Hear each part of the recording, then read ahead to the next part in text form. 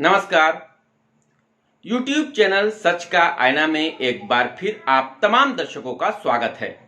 Collectorate जिला उर्दू जबान cell गया के ज़ेरे एहतमाम फरोग उर्दू सेमिनार व मुशायरा का इनेकाद जिला परिषद इजलास गाह गया में किया गया, जिसमें प्रोग्राम की सदारत पब्लिक प्रोसिक्यूटर डॉक्टर सरताज अली खान ने की।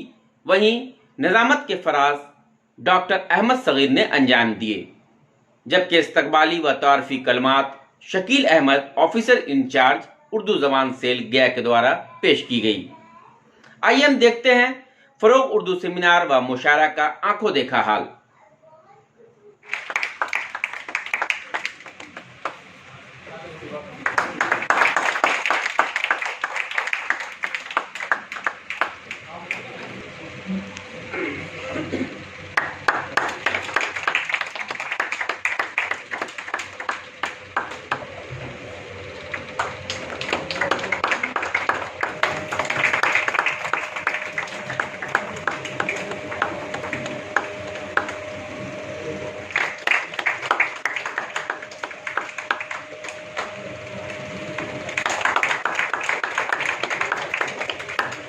बहुत नुकसान सहना पड़ रहा है, गधों के साथ रहना पड़ रहा है।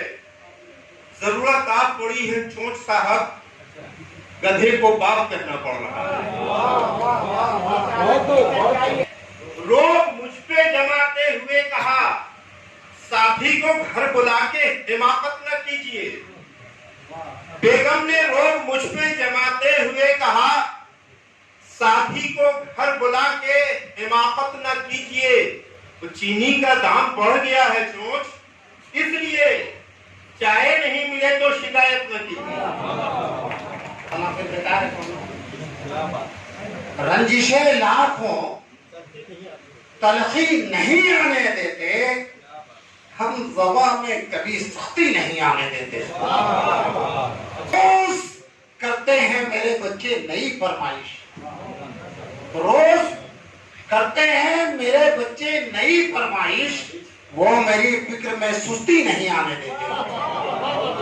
सैयद अहमद काजी साहब देखें कि अपने माँ बाप की खिदमत भी बुरी लगती है। आजकल लोगों को जन्नत भी बुरी लगती है।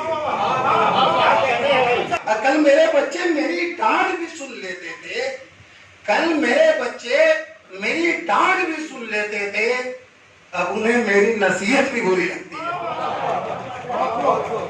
सजदे में मगर दिल है सनम खाने में, हमको तो ऐसी इबादत भी बुरी लगती है,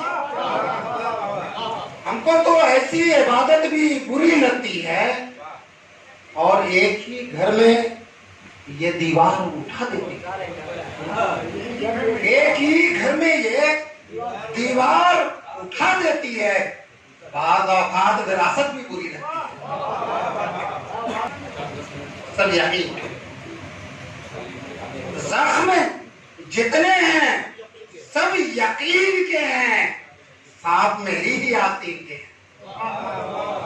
सब जितने हैं सब यकीन के हैं, साथ मेरी ही आस्तीन के हैं। आसमां मेरा हाल मत पूछो, आसमां मेरा हाल मत पूछो, जख्म मसले मेरे सब जमीन के हैं। उर्दू का मंच है और मैं कवित्री भी हूँ और शायरा भी हूँ। 4 पंक्ति बेटी हूँ, बेटियों के लिए। पहले तो मैं अपना परिचय देती हूँ कि जिसके आगे दम तोड़े बेहोशी खामोशी, जिसके आगे दम तोड़े बेहोशी खामोशी, बोध गया की लड़की हूँ, नाम है पल्लवी जोशी। पढ़ेगी तभी तो बढ़ेगी ये बेटी, नए भारत का नव निर्माण करेगी ये बेटी। न अबला न कोमल इन्हें समझे ये दुनिया, न अबला न कोमल इन्हें समझे ये दुनिया, भर की ऊंची उड़ाने गगन पे नाम लिखेगी ये बेटी। और दौलत को ठुकरा के मेहनत करेगी ये बेटी। हमारी बेटियां हैं यहाँ पे कि दौलत को ठुकरा के मेहनत करेगी ये बेटी, शौहर के पहचान पर अब ना पलेगी ये बेटी। और जमाना उठाएगा उंगली, उठाने दो इनको, जमाना उठाए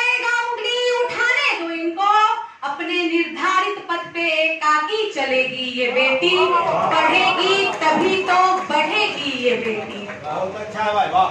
समझ में आ गई, नियत समझ गए, दुनिया में किसको क्या है जरूरत समझ गए, और उनके लिए ही बंद रहा द्वार हर्ष का, उनके लिए ही बंद रहा द्वार हर्ष का, जो लोग बेटियों को मुसीबत समझ गए।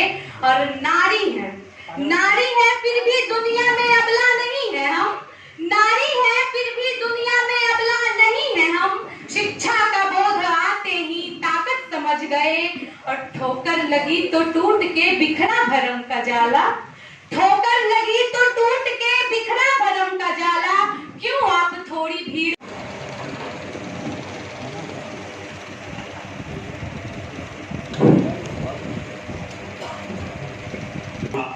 असातिज़ा शोरा समूह को अस्सलाम वालेकुम।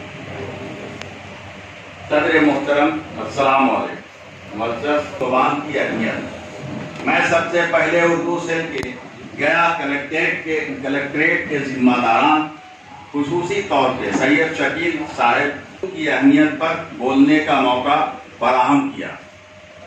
अगरचे मैं संजय गांधी महिला कॉलेज गया में कॉलेज, लेकिन उर्दू में मेरे मकालात गज़लें नज़में रसायल में छपते रहते हैं। मतलब यह है कि उर्दू ज़ुबान का अदब का मुझे इल्म है। फ़वाइद हासिल हो सकते हैं।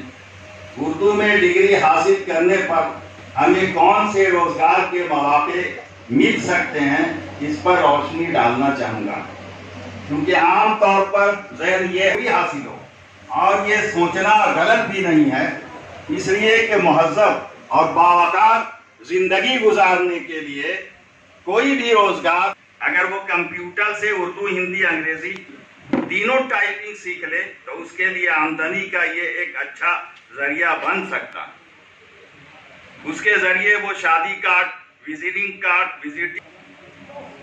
हजरात, और अगर वो सरकारी मुलाजमत हासिल करना चाहे, ज़हन ये भी है कि हमको सरकारी जॉब मिल जाए, तो देखिए सुना जाए तो मरकजी हुकूमत रियासत शाया होते हैं।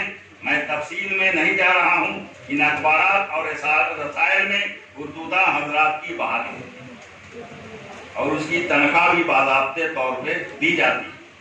इसी सिलसिले की एक मशहूर कड़ी मौलाना आज़ाद नेशनल यूनिवर्सिटी हैदराबाद, ये इग्नू दिल्ली की तरह ही एक तालीमी अदारा है जो मरकजी हुकूमत के मातहत है।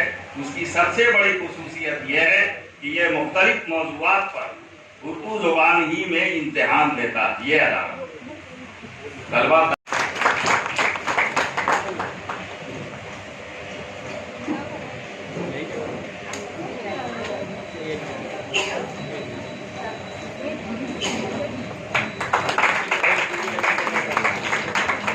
कोई बंदा जब उर्दू बोलता है, उर्दू का ताल्लुक वतने अजीज हिंदुस्तान से है, लेकिन उर्दू जबान कदरे गलत फहमियों का शिकार हो गई है। कुछ लोग इसे खास मजहब या खास तबके की जबान समझते हैं, हालांकि ये सरासर गलत है, बेबुनियाद है, क्योंकि जहां उर्दू के बड़े अफसाना निगारों में मुंशी प्रेमचंद, कृष्णचंद, राजेंद्र सिंह बैदी हैं, उसी तरह शायरी में भी पंडित दयाशंकर नसीम, पंडित ब्रिज नारायण चकबस और रघुपति सहाय, अलमारूफ फिराक गोरखपुरी उर्दू अदब के ताबनाक सितारे रहे हैं।